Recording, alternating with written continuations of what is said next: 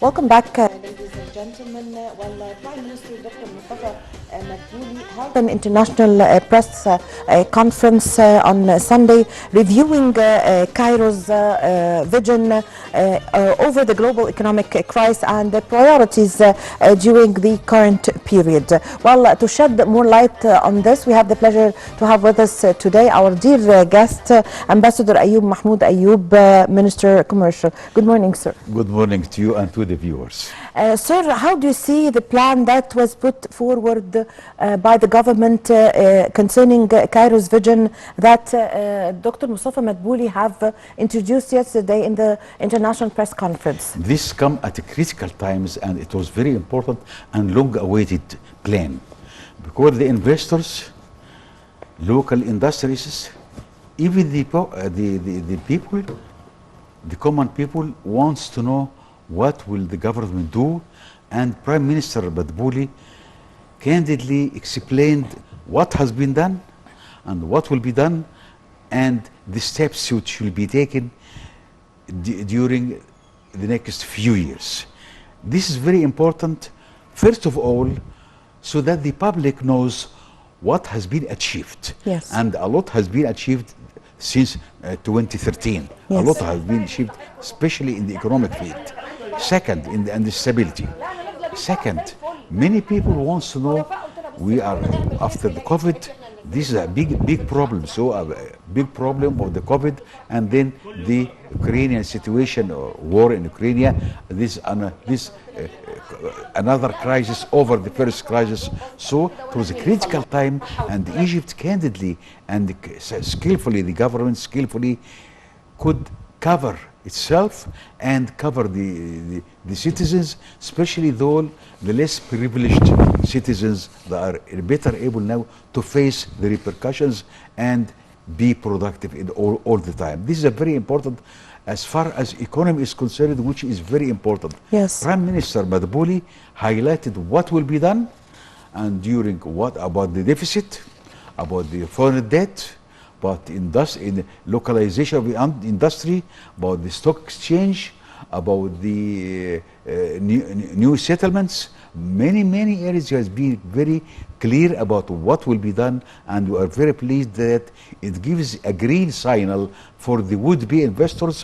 When I say investors, I mean first of all the local investor before the foreign investor, because if the local investor is investing in Egypt, this will encourage the foreign investor to come and invest in Egypt. And this was highlighted by Prime Minister that within the next this month, they will put 10 public companies in the stock exchange, and 2 companies owned by the armed forces will be also put in the stock exchange to invigorate it and encourage citizens to be subscribers and shareholders in these big companies, which will, first of all, will suck the money from the market. This is very important. Second, finance the companies.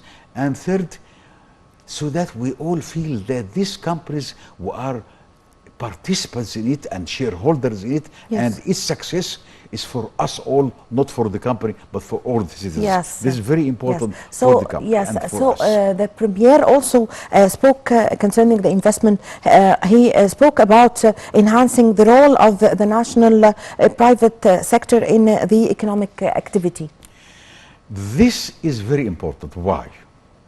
Because the private sector is the backbone of any economy in the world. Yes. Whether socialist or capitalist, the private sector, because it's the biggest shareholders are the private sector. And when we come to Egypt, we find that the private sector plays a dominant role in invigorating and in encouraging and in promoting the local industry.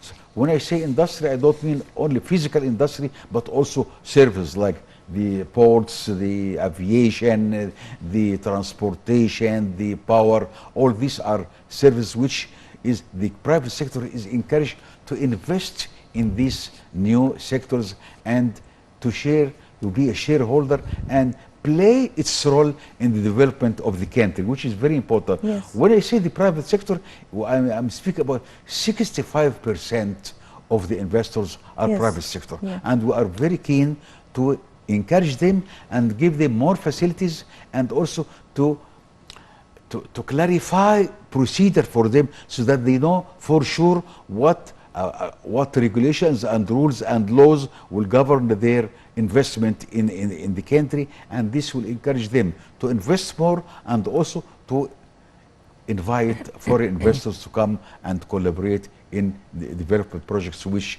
the government has put a good number of it, and a lot of has been paid during the last 2013 Yes. until today, almost 9 years. A lot has been done, and a lot will be done, and that is what the Prime Minister explained in detail during his international press conference yesterday. Yes, Your Excellency Ambassador Ayoub, also Dr. Mustafa Madbouli said inflation has become an international challenge, Yes. also in the developed countries, adding that inflation rates grew to a record 9% worldwide. So what's your comment? This is worldwide. Yes. But when we come to Egypt, we find that the inflation was controlled by the government. But this is very important. So the How was inflation. Egypt able to put this under control? The- What are the steps that Egypt have taken? We used the monetary tools, Yes. increasing the interest rate, Yes. and so this sucked the money from the hands of the people, so that they invest it with 18%, Yes. a very high interest rate, and it might be increased. Whether or not it will be increased, that's the 18%. This will control and harness the inflation rate, and we are very pleased that the government managed to control inflation, so that the less privileged or limited income categories of the community are able to cope with the developments, especially when we see that internationally higher in inflation rate. Also, there was bottlenecks in the supply chain. Also, even in the investment, many countries are indebted now. The public debt of many countries in the world is increasing. But when we come to Egypt, there is a public debt, of course, Yes. but it is invested, and the government, the Prime Minister said that we will minimize it from 86 to about 70, 75 or something like that, which will be far better. When we say that public debt is, we are minimizing it, it means that the service and the installments are far less in the near future. During the next 3 years, we'll find the public debt is going down, and that is very important for the economy, and also to that the diversion of resources to investment and the new projects which the government has put forward. And we encourage investors to come and to invest in Egypt, and giving them green signal as far as where that they can invest, and especially in the Upper Egypt or the south. The government is keen to establish new industrial areas, new industrial cities, and also localization of industry, so we can create import substitution, which is very important, because in many cases we find that import substitution, at the same time we are increasing exports to phenomenal figures, which you have seen. We have seen that during the last few years, increase in exports, in tourism, and also in the receipts of the Suez Canal. Yes. These three components are very important for Egyptian economy. This helped the government at the same time to face the repercussions of the Ukrainian war and the aftermath of the Yes, of the conflict. actually the Premier have spoken about the Russia-Ukraine war and said that the continuation of this war has repercussions on global supply chains. It had, Yes. and it will have, but every problem we create an opportunity for the Egyptian exports. Yes. When we find that the last year, during the first half of the second half of the financial year, we find that the Egyptian exports has jumped. All over the world, the exports have come down. But when it comes to Egyptian exports, thanks to organizations who are working in this respect, and also the Egyptian industry, when I say industry, I mean all sectors of the industry are using this opportunity to increase their products to exports, because the supply chains were crippled in a way. Yes. So they stepped in, the Egyptian producers, to increase their exports, and we were very pleased that we had very good increase in exports during the last year, and we hope that it will continue thanks to the government efforts and also to the organizations who are working in this respect. Yes, Your Excellency Ambassador Ayoub, also Dr. Mustafa Madbouli said Egypt's tourism revenues grew in the first quarter of the year, and also while an unprecedented rise in Suez Canal revenues is being witnessed. What's your comment on this? We are lucky that the Suez Canal dues are increasing. At the same time, the transfers of Egyptians abroad increase and the exports increase, and the tourism figures has more than been more than positive. Although we have seen the aftermath of the COVID and the Ukrainian war, all the countries are shrinking, the economies are shrinking, and in many cases we find that the growth rate is with the minus, but in Egypt it has been with the plus, and we are very lucky for that, because the government was very cautious, and supported by the Central Bank of Egypt, supported by the Ministry of Planning, and also the other ministers who are working, especially the Ministry of Industry and Trade. They are doing their best to increase the exports by helping the local producers to localize new industries and create import substitution for many products which we have been unable to import. So they stepped in and they filled the vacuum which was created by the war in Ukraine. Yes, actually, Dr. Madbouli said that Egypt exports have risen by 85% recently. When we say this figure, it is a phenomenal figure. Yes. Because in most of the countries of the world, we found that the exports or the international trade has come down. Yes. But when we come to Egypt, we find that there is something positive which has been achieved, and this rise in exports means that the local industry was able to cope with the changes and use it as impetus for a long leap forward as far as exports are concerned, and we hope that this thrust with initiative will continue during this financial year and until of this calendar year, inshallah. Yes, Your Excellency, also Dr. Madbouli said that high population rates threw burdens on any state, and especially in Egypt, concerning the high population. Population is expected to be 120 million within a couple of years. This population growth has adverse and positive effects. The government is trying to make it an asset, not a liability for the economy. That is training, diversion or retraining, and using the idle capacities, and also enabling the new generation to find the new areas where they can work and be productive. When we find that the growth rate, the growth in population is almost the size of 15 European countries, this means that Egypt is able to use the population growth in a positive way, and this is very important in a positive way, so that it is an asset, not a liability for the economy, and also for the standard of living. That's one thing. Other thing which is very important, when you find that the employment rates are getting higher, this means that the policies adopted by the government as bringing positive results as far as employment, which is very important.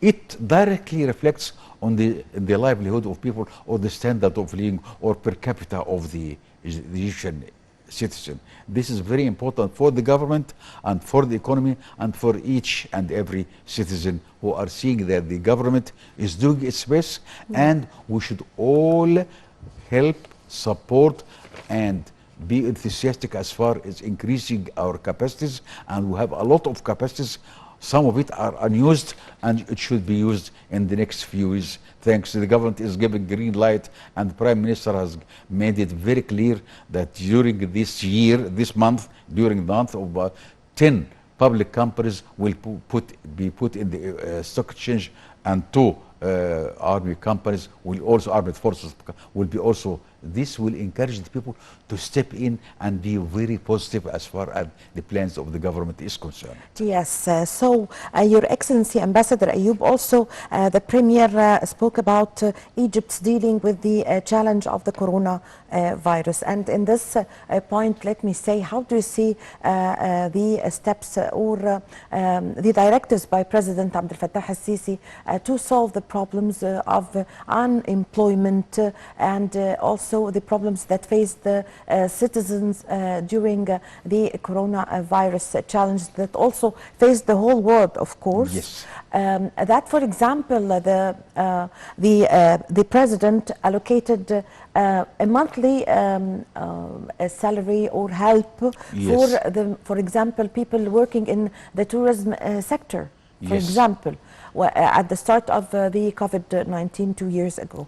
Also, the mega national projects provided a large number of job opportunities. So how do you see this? Despite the coronavirus, the projects were going on, and the implementation and the establishment of new projects were going on. Despite that, in the start of the COVID-19, Egypt also passed by a stage of curfew, for example. So what's your comment concerning this? Thanks to the directives of the president. Yes.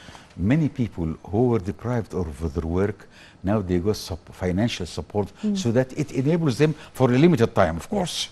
Yes. Not be for the whole of their lifespan, but for a limited time, so they can cope and change their jobs and find a new job. And a lot of them are not anymore in need of this financial support and beginning to create new industries and new small-scale industries, and the government is also making it easier, so that it's easier for the citizen to come in and support new small businesses, and this will enable them to support themselves, support the economy, support the exports, and at the same time lower the unemployment rate, which is phenomenally lower. Yes, actually, the Premier said that unemployment rate has decreased from 13% to 7% in Egypt. That is something very important. That's due also, as I've just mentioned, to the national or the mega national projects that provided the job opportunities. The big projects or mega projects which were initiated, it absorbed about... Yeah, it created 5 million job opportunities. 5 million. As the Premier said. When we say 5 million job opportunities, this means you are taking this number of 5 million persons who graduated from the schools, from the universities, and also from other companies who are not working anymore, and who are employing them in a positive way. When we say 5 million persons, almost 5 million families, so 20 million people are making use of this or benefiting from this new employment rate, or the lower unemployment rate in Egypt. You mentioned now, which is 7%. We are very pleased that the government could do this despite the adverse effects of the coronavirus and the Ukrainian war. Still, we managed to lower and come down with unemployment rate, and come down with inflation rate. Yes. At this time of the year, we were apprehensive. Last year, we were apprehensive what will happen. What happened is a positive, and we hope that the government will proceed in this way, so that this year, this calendar year, will be a phenomenal for the Egyptian economy, which is mainstay or backbone of any country, its economy and its ability to cope with the changes and hardships which has been seen all over the world. Yes. Also, Dr. Madbouli said that Egypt is one of the locations nominated to be a center for producing green hydrogen. Yes, and the ammonia. Yes. Egypt has petrol. Egypt has gas, and you're exporting gas to many countries in Yes. the world. Instead of exporting gas as it is, we are using it to produce hydrogen, green hydrogen and the ammonia fertilizers, so that it will be a center in the area. Instead of exporting raw material, we're exporting, putting a value adding to what we are exporting. And this is very important because the gas reserves in Egypt are enormous. Yes. It is better used in a way that it will create exports. And also when we say exports, this means we are creating more employment and at the same time more receipts for more exports. The export figures are increasing, and it will affect the deficit in trade balance between Egypt and the outer world. Yes. Very important. Yes, I thank you very much for your valuable information. I really had the honor to have you with us today. Thank you so much, Ambassador Ayoub, Mahmoud Ayoub, Minister Commercial. Thank you, and thank you to the viewers. Thank you so much. Well, thank you, ladies and gentlemen, for following me in this segment of The Breakfast Show. My name is Amal Mukhtar. I leave you with the rest of the segments in our program.